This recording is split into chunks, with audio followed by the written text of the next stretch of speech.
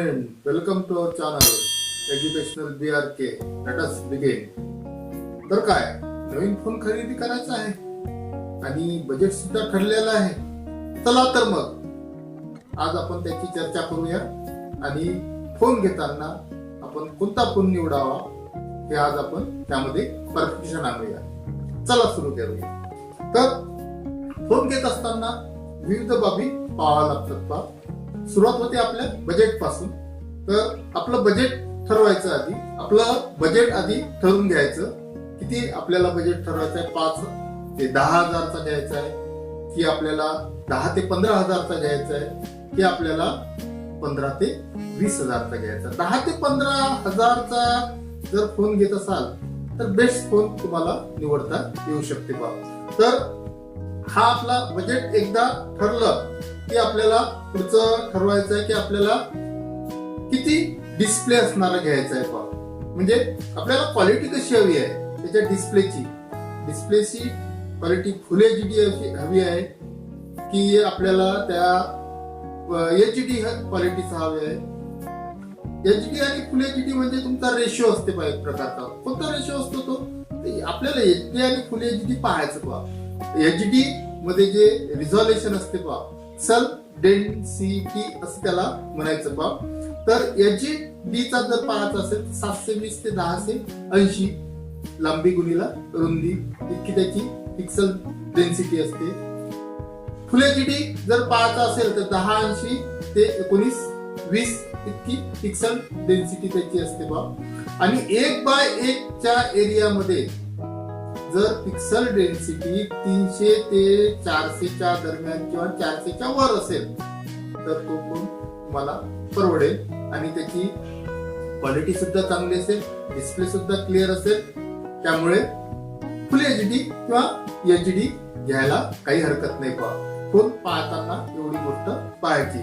त्यानंतर महत्वाचा प्रश्न असतो की रॅम किती निवडायचा आणि रोम किती निवडायचं. रॅम म्हणजे काय पा, तर जे ऍप्स तुमच्या फोनमध्ये ओपन होतील, जेवढे ऍप्स तुम्ही इन्स्टॉल करता, आजकाल अधिक ऍप्स इन्स्टॉल करत असतो आपण, त्यामुळे ते ओपन होत असताना त्याला वेळ लागू नये, चटकन ते ओपन व्हावे, ते मदत करणारं काम करते पा तुमचं रॅम. किती रॅम असावी त्यानुसार आपल्याला ऍप्स तितके वापरता येतात, इन्स्टॉल करता येतात. अधिकचे जर तुम्ही ऍप्स इन्स्टॉल केले आणि तेवढी रॅम जर तुमची सपोर्ट करत नसेल तर तुमचे ऍप्स लॅग होतील, ओपन होणार नाहीत पा. तर 4 रॅम असलेला फोन घेणं अधिक सोयीचं पा. 4 रॅम असलेला घेऊन टाकायचा. 4च्या पुढे घेत असाल तर काही हरकतच नाही, भेटून जाईल त्या रेंज मध्ये पा. त्यानंतर रोम किती घ्यायची. रोम म्हणजे पा तुमची त्या फोनची इंटरनल मेमरी असते. इंटरनल मेमरी दिलेली असते पा तुम्हाला 32 GB ची, 64 GB ची, 128 GB ची पण असते पा. 128 GB चा जर भेटत असेल तर फारच चांगलं. तुम्ही बरेचसे चित्रपट, बरेचशी गाणी, बरेचशी व्हिडिओ शूटिंग त्यामध्ये स्टोअर करू शकता. 64 मध्ये करता येईल पा. परंतु 64 GB चा तुम्ही इंटरनल मेमरी असलेला फोन जर घेतला तर मात्र त्या फोनला एक डेडिकेटेड स्लॉट आहे की नाही ते पाहायचं पा. मेमरीचा स्लॉट असणं म्हणजे एक्स्ट्रा स्लॉट, म्हणजे जेणेकरून तुम्ही एखादं मेमरी कार्ड बाजारातून आणू शकता आणि तुमच्या फोन मध्ये लावू शकता. म्हणजे ते तो स्लॉट आहे का पाहणं गरजेचं असते बा. रॅम आणि रोम बद्दल एवढं जरी माहित असलं तरी पुरेसं आहे पा. त्यानंतर तुम्हाला प्रोसेसर तर आपल्याला इतकी टेक्निकली माहिती नसली तरी चालेल, परंतु सहसा 2 प्रकारचे प्रोसेसर वापरले जातात पा.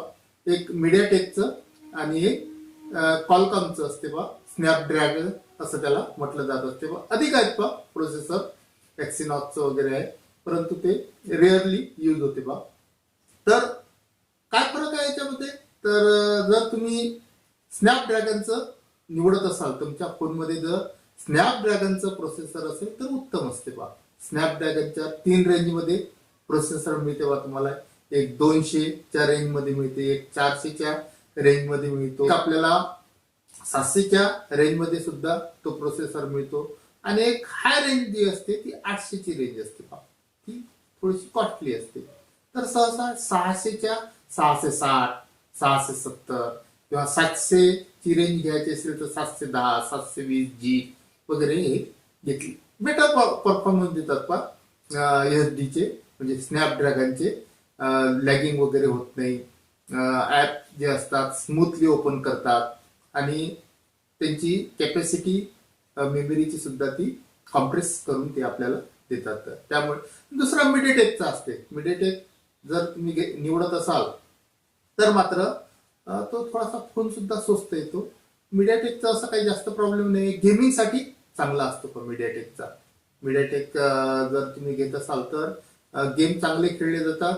शिवाय त्या फोनला थोडासा इश्यू असा असतो मीडियाटेक वाल्याचा की तो थोडासा हिट करतो गेम खेळताना किंवा ऍप ओपन होत असताना थोडासा हिटिंगचा इश्यू असतो, थोडा असतो.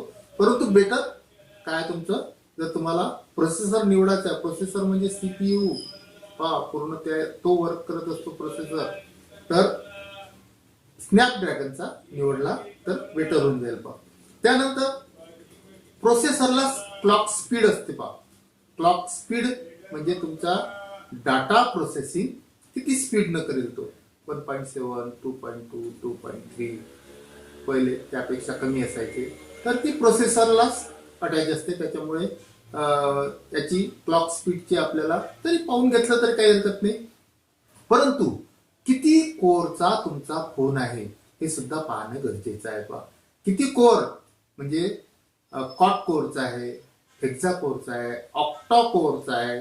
म्हणजे कोर म्हणजे काय तर कप्पे असतात एक प्रकारचे. असं म्हणा ना एकदा की हात आहेत ते फोनचे, विविध ठिकाणाहून माहिती एकत्र करून तुमच्या डिस्प्लेवर ती आणणे, प्रोसेस करणे, ती माहिती आणणे आणि प्रोसेस करणे आणि तुम्हाला दाखवणे, ते काम असते तुमच्या कोरचं. कोर जर 4 कोर असेल तर असं समजा की 4 हाताने तो वर्क करतोय. 6 कोरचा असेल तर 6 हाताने, म्हणजे जितके हात अधिक तितकं प्रोसेसिंग काय होईल, फास्ट होईल. पहिले सिंगल कोरचा असायचा, त्यामुळे सगळी कामं एकच रूम जर असेल उदाहरणार्थ एकच रूम असेल एका कुटुंबामध्ये, तर सगळ्यांना एकाच रूम मध्ये आपल्याला थांबावं लागेल आणि काम करताना अवघड जाईल. तीच जर एका कुटुंबाच्या 3-4 रूम असतील तर काम विभागले जाईल आणि काम सुद्धा काय होईल, चांगल्या पद्धतीने होईल. कोरचा एवढा अर्थ असतो. क्वाड कोर म्हणजे 4 कोर असलेला, 4 हात असलेला म्हणा तो फोन बराच. आजकाल 4 कोरचा येतोच ते पाहून घ्यायचं एकदा. म्हणजे बेटर परफॉर्मन्स साठी कोर अधिक असले तर चालतात, बरोबर आहे. त्यानंतर पुढचं पाहायचं आहे तुम्हाला, महत्वाचं असते तुमचं कॅमेरा. कॅमेरा आजकाल खूप मोठा MP येत आहे. पहिले 2 MP 3 MP, आजकाल 64 MP चे कॅमेरे येत आहेत. नंतर 48चा सुद्धा येऊन गेला. त्यानंतर 24चा, 25चा, 12चा, 16चा MP वाले कॅमेरे दोन्ही ठिकाणी, फ्रंट आणि रिअर दोन्ही ठिकाणी कॅमेरे असतात. तर जितकं जास्त MP तितकी पिक्चर क्वालिटी चांगली असते, बरोबर आहे की नाही. परंतु इतकं ते मॅटर करत नाही. कधी कधी कमी MPचा सुद्धा कधी एखाद्या वेळेस चांगलं फोटो प्रोसेसिंग करते. मग काय त्याच्यासाठी आवश्यक असते, त्याच्यासाठी आवश्यक असते त्या कॅमेऱ्याचं अपर्चर कसं आहे ते पाहतात थोडस. अपर्चर म्हणजे तुमच्या ऑब्जेक्ट करून ज्याचा तुम्ही फोटो घेताय त्यापासून निघालेला प्रकाश तुमच्या कॅमेरापर्यंत कसा पोहोचतो, तेवढाच्या तेवढाच पोहोचतो का. कारण कॅमेऱ्यात तुमच्या फोनच्या बाहेर एक त्या कॅमेराचं एक ओपनिंग असते आणि दुसरं ओपनिंग असते त्या कॅमेराजवळ, आतल्या कॅमेराजवळ. म्हणजे 2 ओपनिंग असतात, 2 सर्कल असतात असं म्हणा. एक बाहेरचं सर्कल आणि कॅमेराजवळचं सर्कल. ह्या दोघांची रेडियस जर सारखी असेल, जेवढा प्रकाश तुमच्या ऑब्जेक्ट कडून निघाला तेवढाच कॅमेरापर्यंत पोहोचत आहे. त्याच्यामुळे तुमची इमेज प्रोसेसिंग चांगली होईल, क्वालिटी सुद्धा चांगली येईल. म्हणजे एकाच एक प्रमाण असेल तर, रेडियसचं एकाच एक प्रमाण असेल तर, अपर्चर एकाच एक असेल तर, एकाच एक फार कमी असतो कारण तो आतला लहानच बनत असतो सर्कल.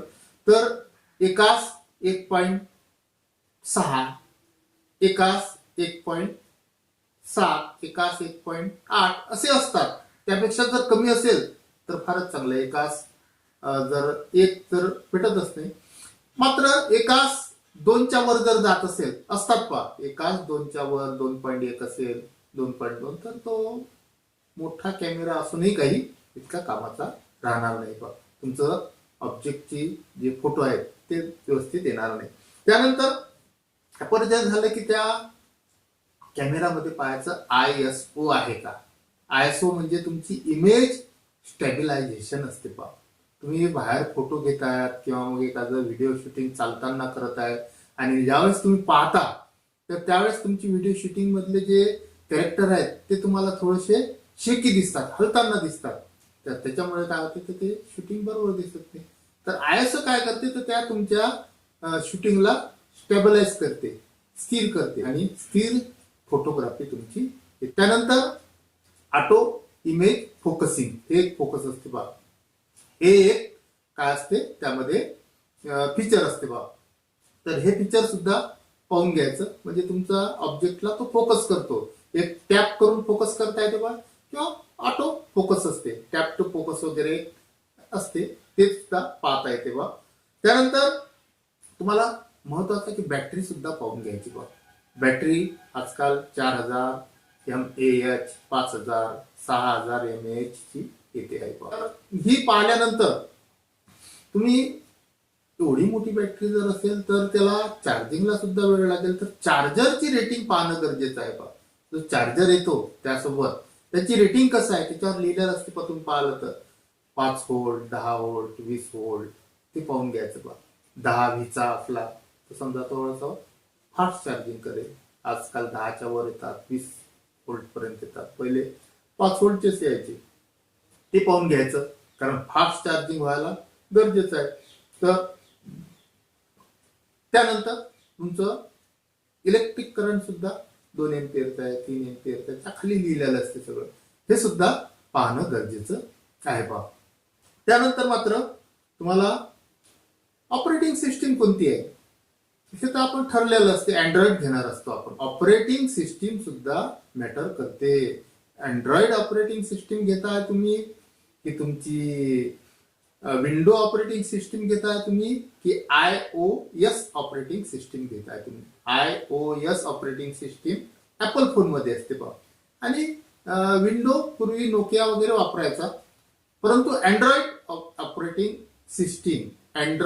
ऑपरेटिंग सिस्टीम मात्र सगळीकडे तिचे ऍप्स आपल्याला उपलब्ध असतात आणि ते इझिली आपल्याला मिळतात. त्यानंतर सगळ्यात शेवटचं येते पहा आपल्याला ब्रँड कोणता घ्यायचा, कोणत्या कंपनीचा घ्यायचा. आता आजकाल तो प्रश्न आहे आपला की चायना तर नाही